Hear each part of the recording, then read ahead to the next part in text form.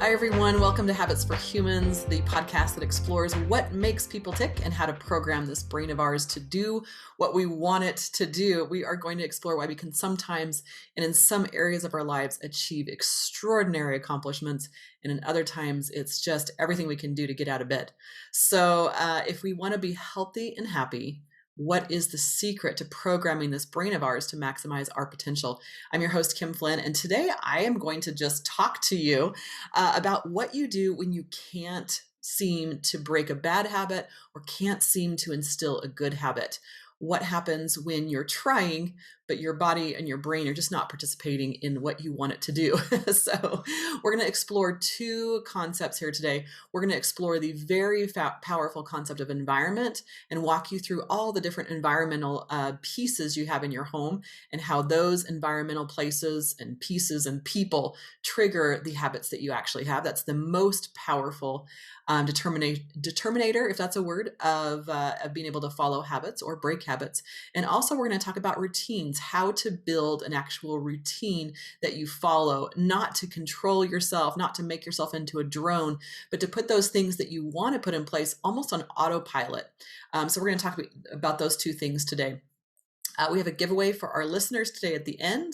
And if you like free stuff, stay tuned until the end. A word from our sponsor that I know a thing or three about. It's actually my company. It's Habits for Humans. It's brought to you by Card Salad, a health and wellness company that teaches you how to program your brain using systems and habits. Shocking, I know.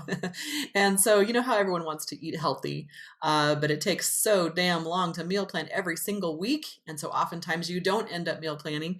And then it's just a free-for-all of eating whatever is in the refrigerator or a lot of takeout or a lot of freezer meals. So what I did was create a product called Eat Well. It's a done-for-you meal planning system. Every week, the meals get healthier and healthier and leaner. So you never feel like you're on a diet, and you aren't on a diet. You're just gradually increasing your body's ability to process vegetables. That's really what we're doing here. It comes with a menu board. Let me actually show it to you really quickly. It comes with a menu board right here. You hang it on your fridge. It comes with these recipe cards that come in the mail. And then it comes with done-for-you shopping lists. We encourage our people to shop online, have those recipes delivered. And then, of course, the powerful part are these daily habit cards. Every day you're reading the content and then you are saying, okay, what do I do? What do I do? And you're checking off the boxes of what you do every day to instill great eating habits. Stay tuned to the end of this podcast. I'm going to give you a week free of meal planning at the end of this podcast today. So I am, just to introduce myself, I am a best-selling author, podcaster, and serial entrepreneur with several 7- and 8-figure businesses under my belt. I'm currently the CEO of Card Salad, a health and wellness company that provides organizational products to live a healthy, sustainable, deeply satisfying way of life. And isn't that what we're looking for post-COVID, post-2020? We're looking for a deeply satisfying way of life, not the old routines of 9 to 5 and grind that we used to. I know for me anyway, it really had a huge impact on my life, and I'm looking for something different in this part 2, or for some of us, part 12 as a part of our life. I've been featured on national television and radio shows. I'm the recipient of 2 Stevie Awards, the Woman Entrepreneur of the Year and Workplace of the Year, which I'm really proud of, to be Workplace of the Year.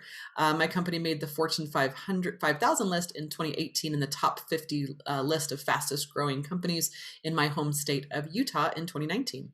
And then 2020 changed everything. So I'm an expert in systems and process building, and I love to interview guests on this podcast. It's actually one of my favorite things to do. I've got a lot of business things going on right now, and one of my favorite things to do is this podcast. I love learning from people who are interested in the same things that I am. So today we're going to talk about, again, what you do when you have fallen off the wagon or think you've fallen off the wagon and you're not able to instill a new habit or break an old habit. And we're going to talk about the 2 big factors, which are environment and routine. So let's jump into it.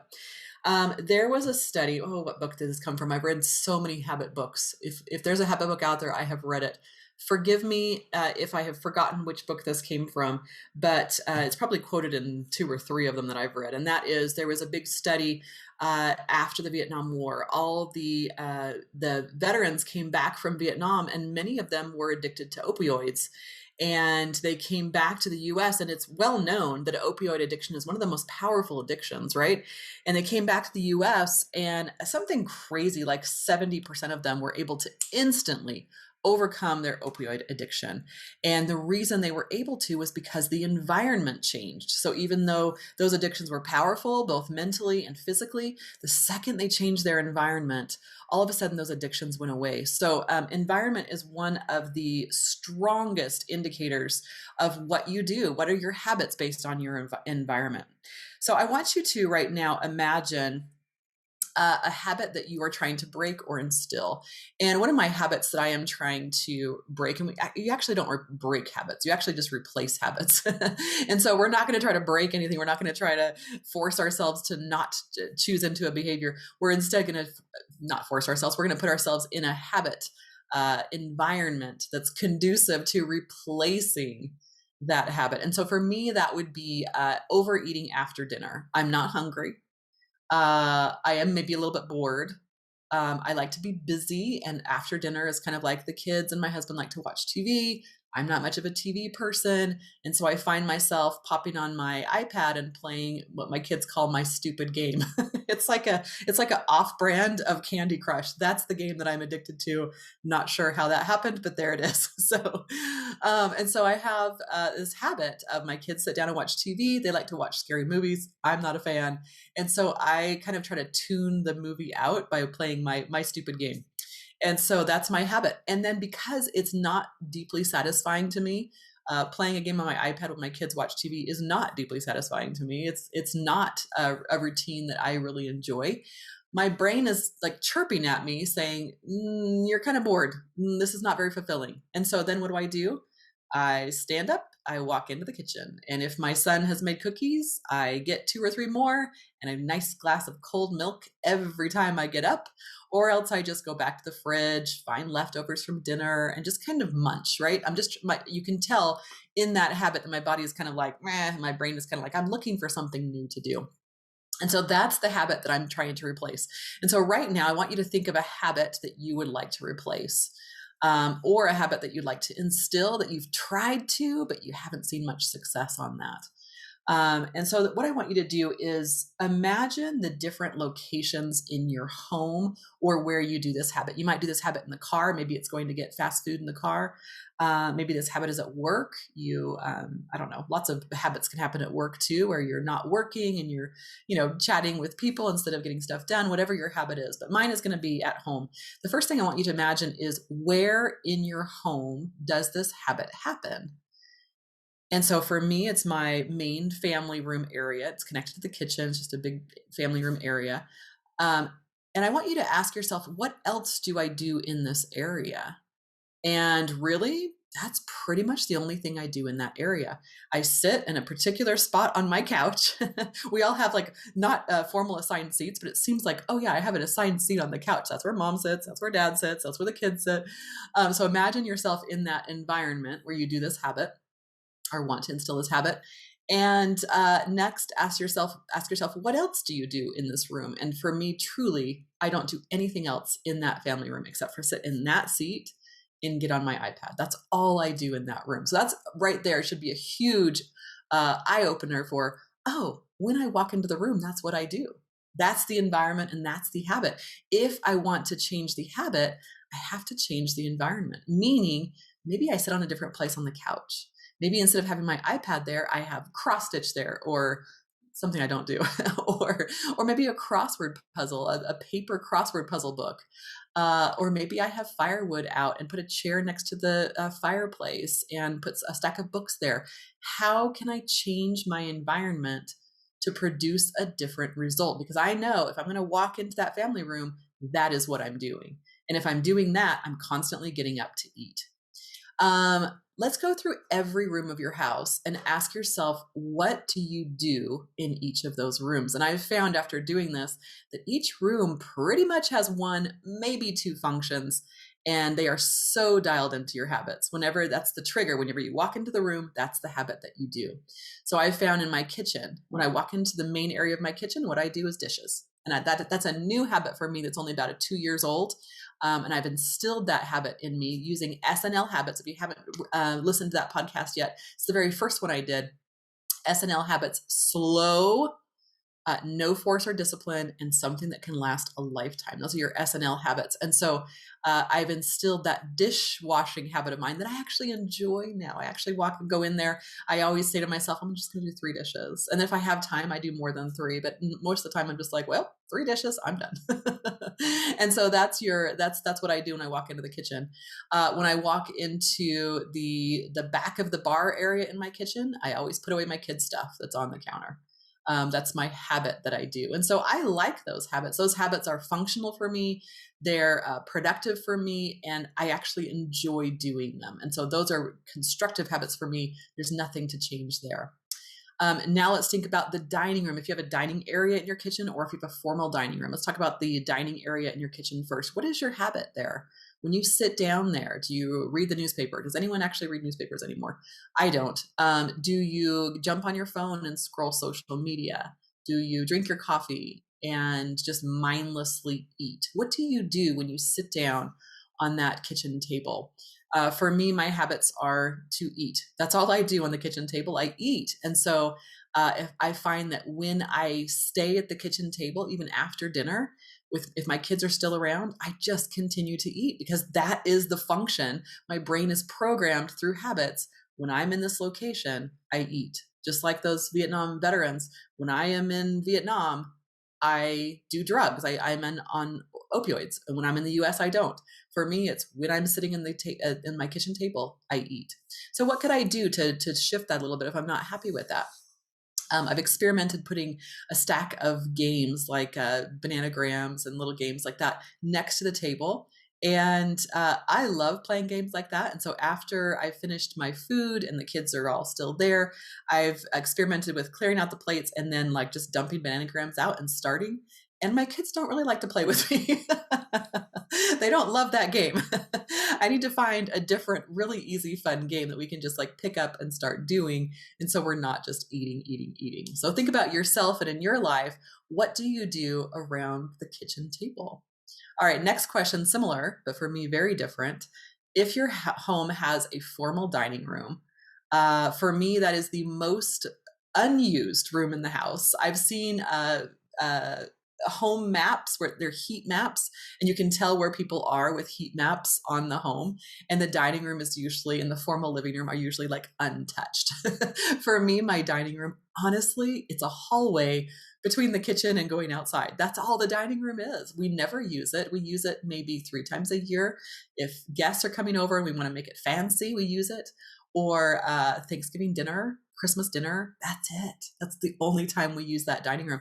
And think about what a potential possibility that room could be if you have an unused room or an unused area in your home, a corner of a room that's not used.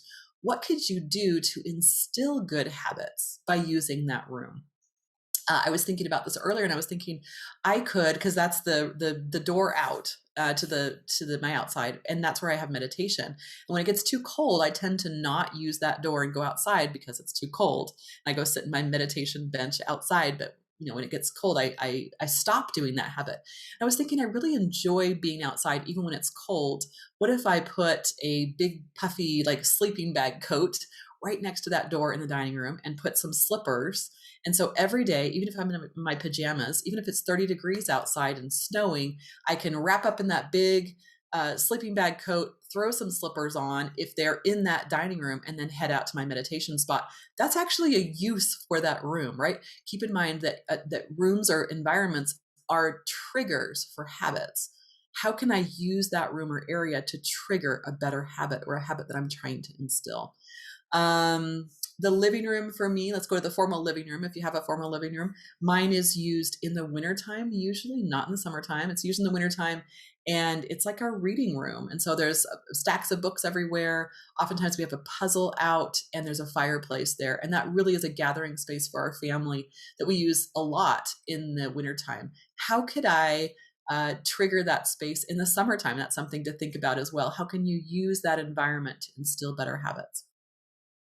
So your assignment as you listen to this podcast or when you finish listening to it is to list out each room in your house.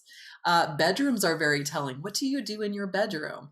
I do two things in my bedroom. Well, maybe I do a few more things in the bedroom as well, but two main things in the bedroom.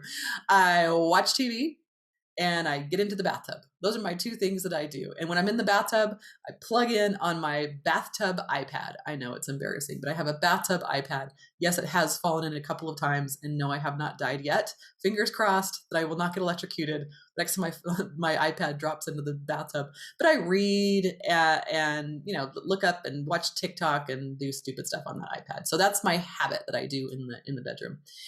If you want to make that bedroom a more relaxing, calm environment to prepare you for sleep, watch your habits. When you walk into that bedroom, what happens? Do you have laundry, big piles of laundry on your bed? That's not conducive to a good night's sleep.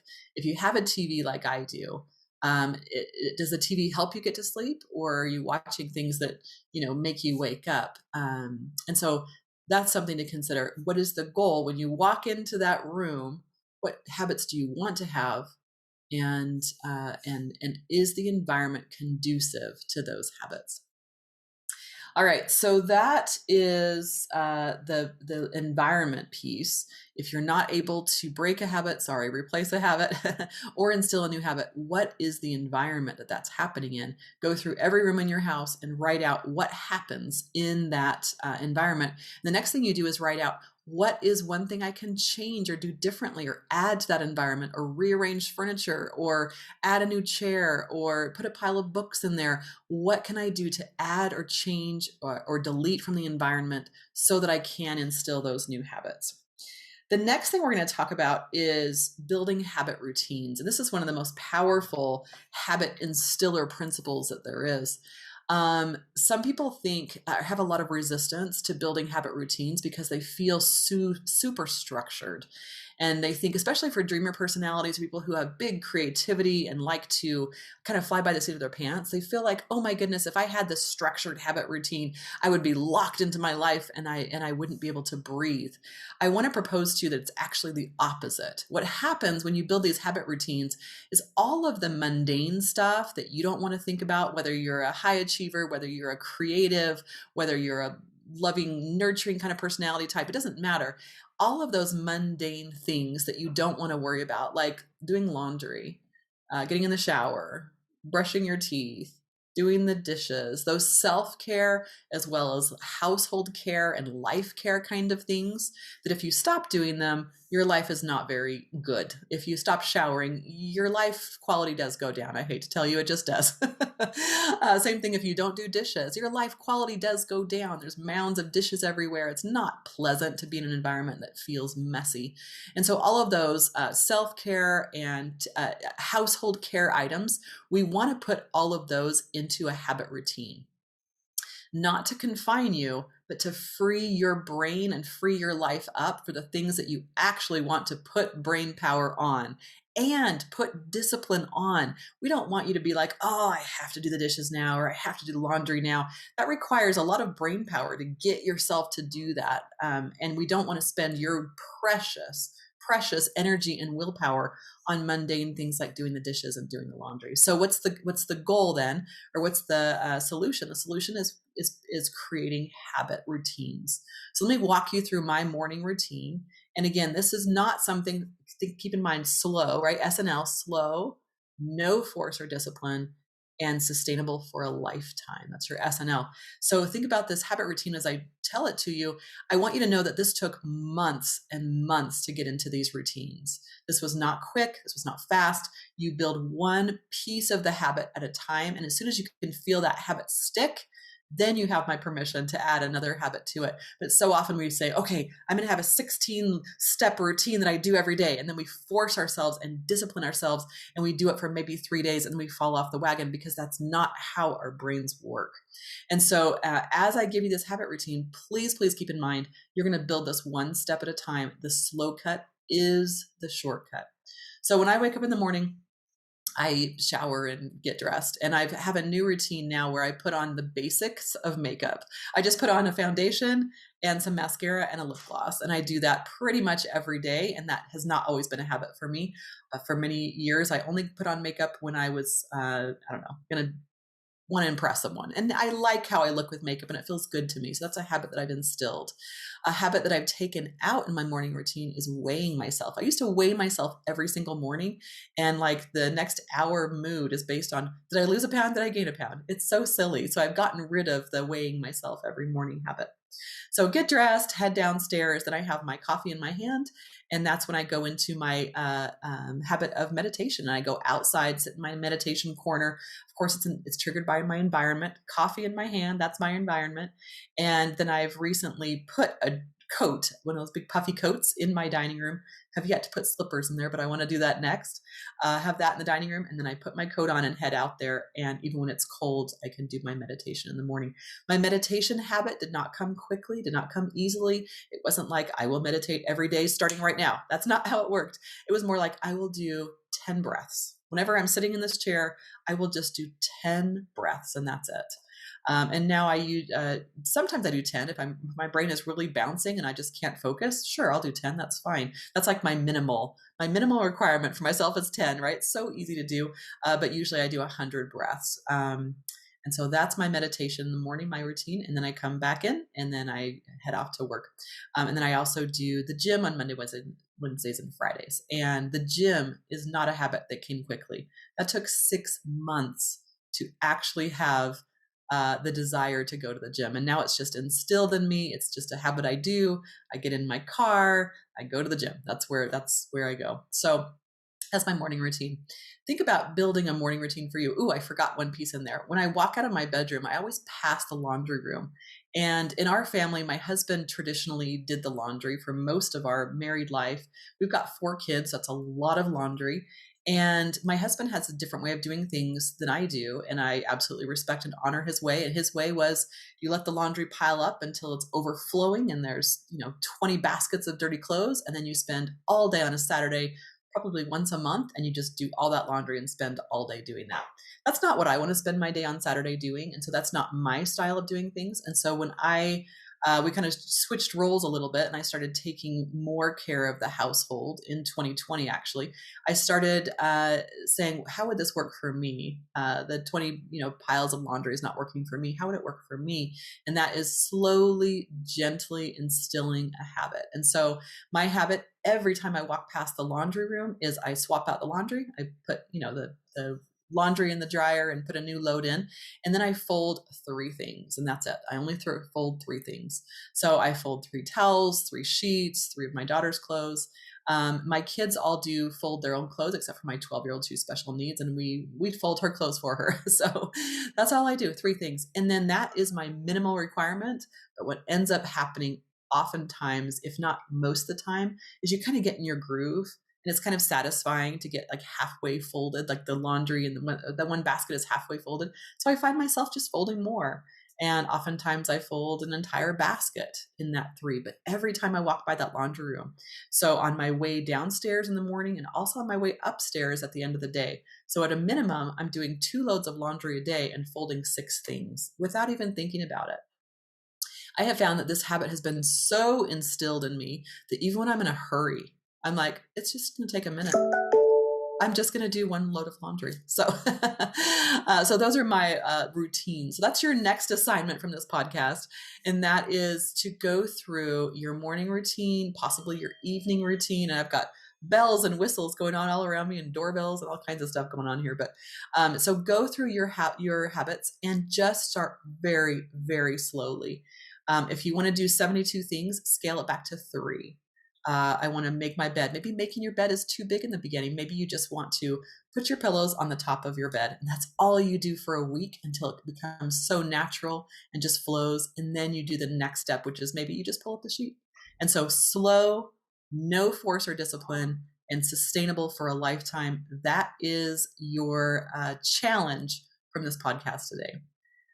So thanks so much, everyone, for joining us as we wrap up. A reminder that the goal of this podcast is to program your brain to start instilling systems and habits into your daily life. It's not about what you know, it's about what you do, starting one very small step at a time. So we have a giveaway from our sponsor, Card Salad. Go to habitsforhumans.com, sign up for a free 7-day Eat Real Foods challenge. This is 7 days of recipes, done for you shopping list, and habit cards. It's meal planning done for you for all next week. So go ahead and download that. And thank you for joining us. And thank you to our listeners. This is Habits for Humans, the podcast that teaches you how to program your brain to maximize your potential. And thank you in advance for giving us a positive review. Have a good one.